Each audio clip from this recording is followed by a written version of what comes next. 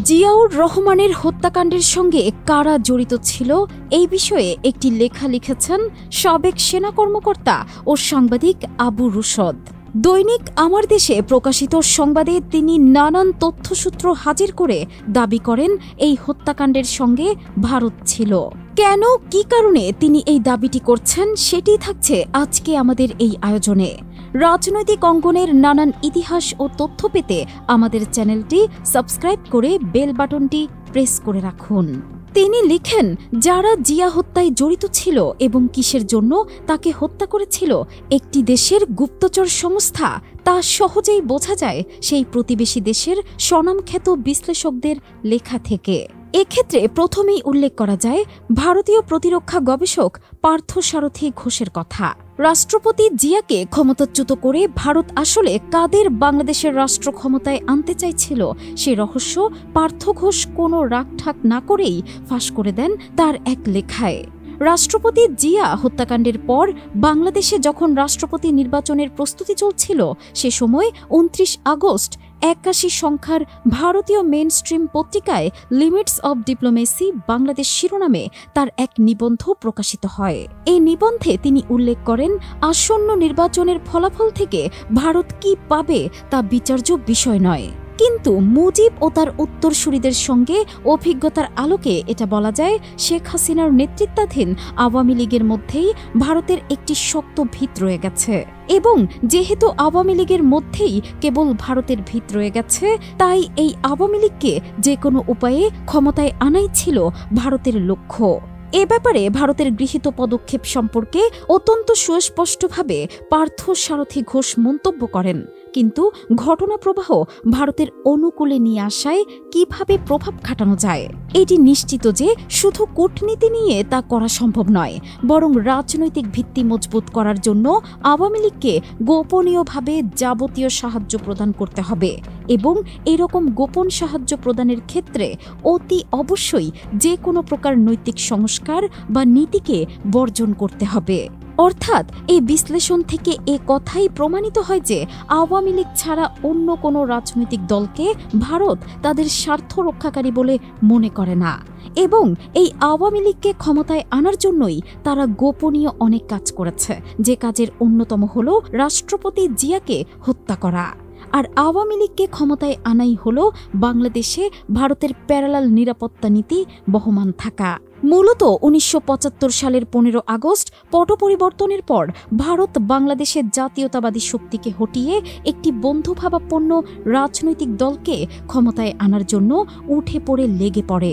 এক্ষেত্রে আওয়ামী লীগে হচ্ছে সেই রাজনৈতিক দল, এবং আওয়ামী লীগকে ক্ষমতায় আনার জন্যই ভারতীয় গুপ্তচর সংস্থা জিয়া হত্যার পরিকল্পনা প্রণয়ন করে। এ ব্যাপারে ১৫ মার্চ ৮৯ সংখ্যা দৈনিক আনন্দবাজার পত্রিকায় ঋতু সারেন প্রদত্ত তথ্যের উল্লেখ করা যায়। জনতা দলীয় এমপি সুব্রামণিয়াম স্বামীর উদ্ধৃতি দিয়ে তিনি উল্লেখ করেন, ভারতীয় গুপ্তচর সংস্থা রই মূলত জিয়াকে হত্যা করেছে। এদিকে কলকাতা থেকে প্রকাশিত অপর একটি ইংরেজি সাপ্তাহিক সানডে পত্রিকায় প্রকাশিত একটি রিপোর্টের উদ্ধৃতি দিয়ে ঢাকার দ্য নিউ নেশন পত্রিকার এক রিপোর্টে বলা হয়, ভারতীয় গোয়েন্দা সংস্থা ভারতের সাবেক প্রধানমন্ত্রী ইন্দিরা গান্ধীর অনুমোদনক্রমে রাষ্ট্রপতি জিয়াউর রহমানকে হত্যার ষড়যন্ত্র করে এবং নিষ্ঠুরভাবে তাকে হত্যা করে। ওই রিপোর্টে বলা হয়, মুজিব হত্যার প্রতিশোধ হিসেবে ভারতে জিয়া হত্যার ষড়যন্ত্র দানা বাঁধে, কিন্তু ষড়যন্ত্র যখন পেকে ওঠে সেই সময় ইন্দিরা গান্ধীর কংগ্রেস সরকারের পতন ঘটে। মোরারজি দেশাই ক্ষমতায় আসেন। প্রতিবেশী রাষ্ট্রপ্রধানের বিরুদ্ধে হত্যা ষড়যন্ত্রের কথা শুনে তিনি সন্ত্রস্ত হয়ে ওঠেন এবং হত্যা বন্ধ করেন। এরপর ১৯৮০ সালে ইন্দিরা গান্ধী আবার ক্ষমতায় এলে রাষ্ট্রপতি জিয়া নৃশংসভাবে নিহত হন। রাষ্ট্রপতি জিয়াকে হত্যার পেছনে ভারত জড়িত ছিল, এটা পারিপার্শ্বিক তথ্য উপাত্ত থেকে প্রমাণিত। এ ব্যাপারে হাজারো তথ্য প্রমাণ হয়তো অদূর ভবিষ্যতে উপস্থাপন করা সম্ভব হবে। তবে এখানে উল্লেখ করা মোটেও অপ্রাসঙ্গিক হবে না যে জিয়া হত্যার সংবাদ সর্বপ্রথম প্রচার করা হয়েছিল আকাশবাণী আগরতলার একজন সাংবাদিকের বরাত দিয়ে। প্রশ্ন হচ্ছে, সারা দুনিয়া জানার আগে আগরতলার সাংবাদিক কি করে খবর পেলেন চট্টগ্রাম সার্কিট হাউসে জিয়াউর রহমানকে হত্যা করা হয়েছে? জিয়া হত্যার দায়ে জড়িত 2 পলাতক সেনা অফিসার দীর্ঘকাল কোথায়, কাদের আশ্রয়ে ছিল? এখনও একজন কলকাতা নগরীতে ব্যবসা বাণিজ্য করছেন। আমরা কি 2009 সালের বিডিআর হত্যাকাণ্ডের পর ভারতের মিডিয়ায় ঠিক এভাবেই সর্বপ্রথম বিডিআর ডিজি হত্যার খবর প্রচারিত হতে দেখিনি? অন্যদিকে জিয়া হত্যার মাত্র 12 দিন আগে শেখ হাসিনা ভারত থেকে বাংলাদেশে ফিরে আসেন। ভারত থেকে বাংলাদেশে প্রত্যাবর্তনের মাত্র 3 দিন পরেই ভারত সৈন্য নামিয়ে তালপট্টি দ্বীপটি দখল করে নেয়। সারা দেশ প্রতিবাদে ফেটে পড়লেও তিনি ছিলেন নিশ্চুপ। তার প্রত্যাবর্তনের 13 দিনের মাথায় দেশি বিদেশি চক্রান্তকারীদের হাতে নিহত হলেন প্রাণপ্রিয় নেতা রাষ্ট্রপতি জিয়াউর রহমান। হত্যাকাণ্ডের খবর পেয়ে সিলেট থেকে ঢাকা ফেরার সময় শেখ হাসিনা ব্রাহ্মণবাড়িয়ার সীমান্ত দিয়ে পাড়ি জমানোর প্রয়াস পান। সীমান্ত রক্ষীরা বাদ সাধেন। উপরিউক্ত তথ্যাবলী ছাড়াও জিয়া হত্যায় ভারতের সংশ্লিষ্টতার পক্ষে যেসব প্রমাণ পাওয়া যায় সেগুলো হলো: রাষ্ট্রপতি জিয়াউর রহমান হত্যাকাণ্ডের একদিন আগে ভারত বাংলাদেশ সীমান্তে অতিরিক্ত সেনা মোতায়েন করে। জিয়া হত্যার 2 দিন পর 1981 সালের 2রা জুন আকাশবাণী পরিবেশিত সকাল 7:55 খবরে বলা হয় বাংলাদেশ সীমান্তে ভারতীয় সেনাবাহিনীকে সর্বোচ্চ সতর্কাবস্থায় রাখা হয়েছে। আকাশবাণীর অন্য আরেক খবরে ভারতীয় সরকারের বরাত দিয়ে জানানো হয় এখন পর্যন্ত বাংলাদেশ থেকে সহায়তার জন্য ভারতীয় সেনাবাহিনীকে আমন্ত্রণ জানানো হয়নি। রাষ্ট্রপতি জিয়ার হত্যাকাণ্ডের সংবাদ পাওয়ার সঙ্গে সঙ্গেই ভারতীয় কর্তৃপক্ষ নয়াদিল্লিস্থ বাংলাদেশ হাইকমিশনে জানতে চান শেখ হাসিনাকে গ্রেপ্তার করা হয়েছে কিনা।